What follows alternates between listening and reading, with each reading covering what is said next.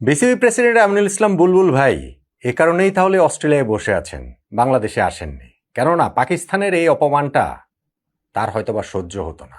পাকিস্তান অতিথি, যেন তেন অতিথি নয়।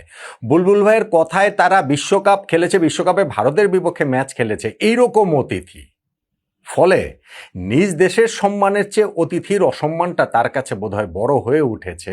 এটা আমরা বিশ্বকাপের সময় দেখেছি যে বাংলাদেশ যে ওয়ার্ল্ড কাপে খেলতে পারছে না, সেই কষ্ট তার যতটা, তার চেয়ে বেশি আনন্দ পাকিস্তানকে যে ভারতের বিপক্ষে ম্যাচ খেলতে তিনি রাজি করেছেন সেই জায়গাটাতে। ওই কারণে আমি বলছি যে নিজ দেশের সম্মানের চেয়ে অতিথি পাকিস্তানের এই অপমানটা তিনি হয়তো নিতে পারবেন না। বুঝতে পেরেছিলেন যে এই দল পাকিস্তান পাঠাচ্ছে, তাতে করে বাংলাদেশের বিপক্ষে ওদের কোনো চান্স নেই। এর চেয়ে বুলবুল ভাই ভেবেছেন যে আমি অস্ট্রেলিয়াতেই বসে থাকি, তিনি অস্ট্রেলিয়ায় বসে আছেন। সেটা যাই হোক, বুলবুল ভাই করুন, বিসিবি করুন, পিসিবি করুন। আমাদের মেহেদী হাসান মিরাজদের যে দল, ওয়ানডে দল, তারা একটা নতুন সাইকেলই আমরা বলতে পারি শুরু করেছে।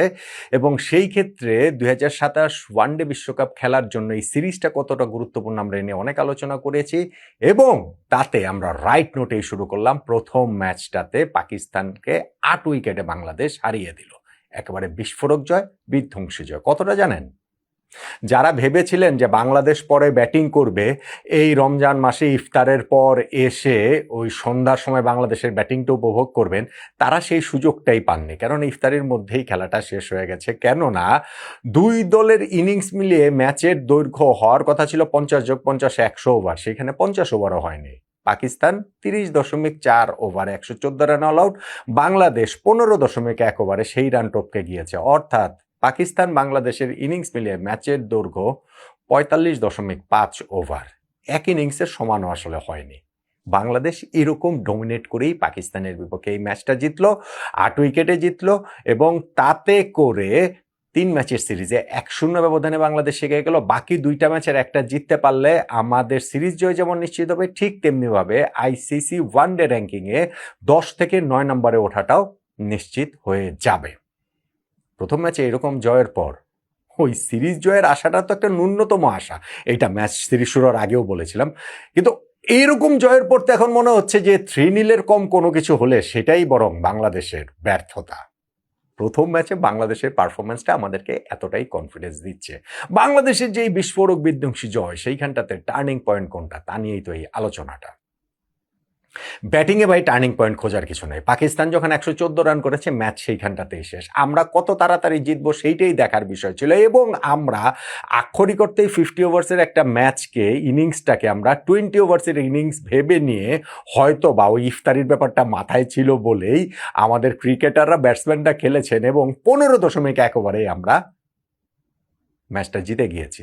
সাইফ হাসান 4 রান করে শুরুতে শাহিন শাহ আফ্রিদি বলে পয়েন্টে ক্যাচ দিয়ে আউট হয়েছেন, তাতে কিছুই হয়নি। কেননা তানজিদ হাসান তামিম, যিনি এই ম্যাচে একাদশে এসেছেন, একটু সারপ্রাইজিংলি সৌম্য সরকারকে বাদ দিয়ে তাকে একাদশে নেয়াটা, সৌম্য লাস্ট 2টা ইনিংসে, লাস্ট সিরিজটাতে ওয়েস্ট ইন্ডিজের বিপক্ষে 45 এবং 91 রানে 2টা ইনিংস ছিল। সো সেইখানটাতে তানজিদ তামিম প্র্যাকটিস ম্যাচে তিনি খুব ভালো করেছেন, বিসিএলে ভালো করেছেন, সেই কারণে তাকে নেওয়া হয়েছে এবং সেইটার জাস্টিফিকেশন তিনি করেছেন দুর্দান্ত একটা ইনিংস খেলে। সেকেন্ড উইকেট পার্টনারশিপে নাজমুল হোসেন শান্তর সঙ্গে 67 বলে 82 রান যোগ করেন।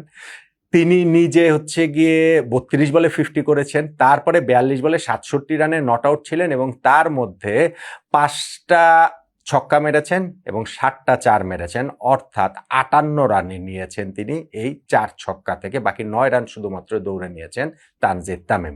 খেলা যখন আমরা প্রায় জিতে গিয়েছি, জয়ের জন্য মাত্র 6 রান দরকার, তখন 33 বলে 27 রান করে নাজমুল হোসেন শান্ত আউট হন। সেটাতে আসলে খুব একটা পার্থক্য হয়নি, জাস্ট আনুষ্ঠানিকতার অপেক্ষা। বাংলাদেশ 15.1 ওভারেই 8 উইকেটে ম্যাচটা জিতে নিয়েছে। ফলে ব্যাটিং ইনিংসের এই জায়গাটা থেকে টার্নিং পয়েন্ট খোঁজাটা কোনো মানেই হয় না।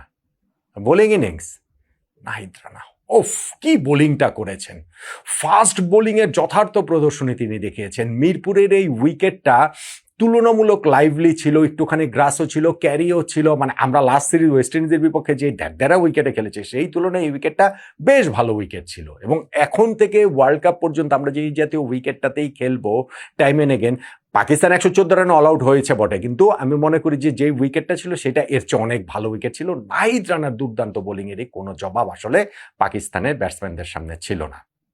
এই নাহিদ রানা, যিনি ওয়ানডে ফরম্যাটে আসলে অনিয়মিত এবং গত 2 বছরে তিনি মাত্র 5টা ওয়ানডে ম্যাচের একাদশে ছিলেন এবং সেই 5 ম্যাচ মিলিয়ে মাত্র 5টা উইকেট পেয়েছেন, সেই 5টা ম্যাচও খেলেছেন 4টা আলাদা আলাদা সিরিজে। ফলে বুঝতেই পারছেন আমাদের ওয়ানডে প্ল্যানিং এর কোথাও নাহিদ রানা নেই সেইভাবে, এবং যখনও তিনি থাকেন সেইখানটাতে খুব একটা পারফর্ম তিনি করতে পারেননি।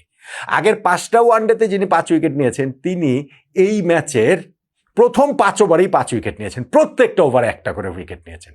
পাকিস্তানের শুরুটা কিন্তু খারাপ হয়নি। বাংলাদেশের ক্যাপ্টেন মেহেদী হাসান মিরাজ টস জিতে পাকিস্তানকে যখন ব্যাটিংয়ে আমন্ত্রণ জানায়, তারা পাওয়ার প্লে 10 ওভারের মধ্যে মানে 41 রানে তারা পৌঁছে যায়। ওই পাওয়ার প্লে লাস্ট বলটাতে নাহিদ রানা যে ওভারে করতে আসলেন, সেই লাস্ট বলটাতে তিনি সাহেবজাদা ফারহানের উইকেটটা তুলে নিলেন শর্ট অফ লেন্থের বলে। এটা পয়েন্টে আফিফ হোসেনের ক্যাচ দিয়ে তিনি আউট হয়ে গেলেন। নেক্সট ওভারটাতে শামিলকে তিনি আউট করেছেন, আবারও একটা শর্ট অফ লেন্থের বল, যেই পেসে পরাস্ত হয়েছেন, কোনো অ্যান্সারই পাননি ওই ব্যাটসম্যান, তার টপেজ হয়ে গেছে, লিটন দাস সেই ক্যাচটা সহজভাবে ধরে নিয়েছেন। নেক্সট ওভারটাতে তিনি আরও একটা উইকেট তুলে নিয়েছেন মাস সাদাকাতের ওই একই রকম ভাবে শর্ট অফ লেন্থের বল, আবারও পেসে বিট হয়েছেন। এইবার হচ্ছে গিয়ে ফাইন লেগে টপেজ হয়ে ফাইন লেগে তিনি ক্যাচ দিয়ে আউট হয়ে গেছেন। মোহাম্মদ রিজওয়ান নেক্সট ওভারটাতে দুর্দান্ত একটা ডেলিভারি ছিল, সেইখানটাতে অ্যাঙ্গেলে রিজওয়ানের হচ্ছে গিয়ে ব্যাটের আউটসাইড এজ নিয়ে লিটন দাস খুব ভালো একটা ক্যাচ ধরেছেন। তবে সবচেয়ে তৃপ্তিদায়ক সম্ভবত 5th উইকেটটা সালমান আলী আগার, সেইটা নাহিদ রানার জন্য, সেইটা বাংলাদেশের ফিল্ডিং এর সবার জন্য, সেইটা আমাদের ক্যাপ্টেন মেহেদী হাসান মিরাজের জন্য। কেননা শর্ট লেগে এখানে একজন ফিল্ডার দাঁড় করিয়েছিলেন এবং নাহিদ রানার আবারও শর্ট অফ একটা লেন্থের বলে একেবারে টেস্ট ম্যাচের ফিল্ডিং এবং টেস্ট ম্যাচের মতো করে আউট হয়েছেন। শর্ট লেগে ক্যাচটা দিয়ে তিনি তানজিদ তামিম কয়েকবারের চেষ্টায় ক্যাচটা ধরেছেন। নাহিদ রানা তার প্রথম 5 ওভারের প্রতিটাতেই একটা করে উইকেট নিয়ে 5 উইকেট পেয়ে গেলেন। ইনফ্যাক্ট তার 6 উইকেটও হতে পারতো যদি ওই রিভিউটা বাংলাদেশ নিত, বাংলাদেশ ক্যাপ্টেন মেহেদী হাসান মিরাজ নিতেন।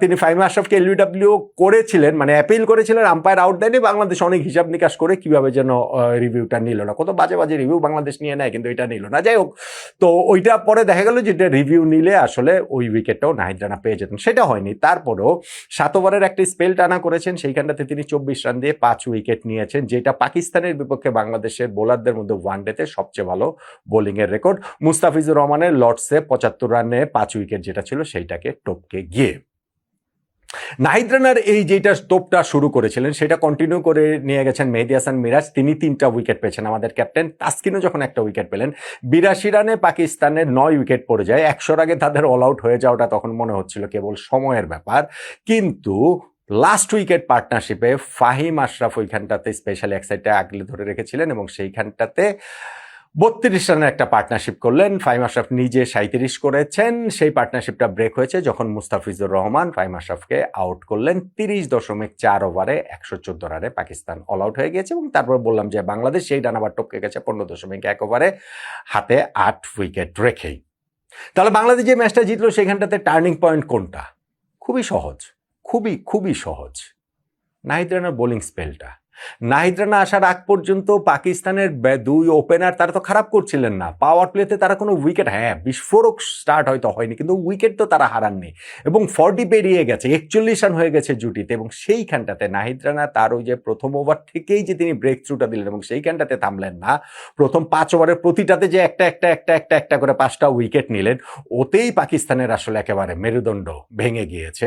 তারপরেই আসলে নিশ্চিত হয়ে গেছে যে মিরপুরের শেরেবাংলা স্টেডিয়ামের এই উইকেটে হয়তো বা যেইটা 230 রান 40 রান হতে পারতো এরকম উইকেটে, সেইটা তারা এর ধারে কাছেও যেতে পারবে না। আর ফাইনালি গিয়ে তো মনে হচ্ছে যে 100টা তারা টপকেছে সেইটাই বেশি, যদিও 114 রান যে করেছে সেটা বাংলাদেশের বিপক্ষে পাকিস্তানের সবচেয়ে লোয়েস্ট স্কোর।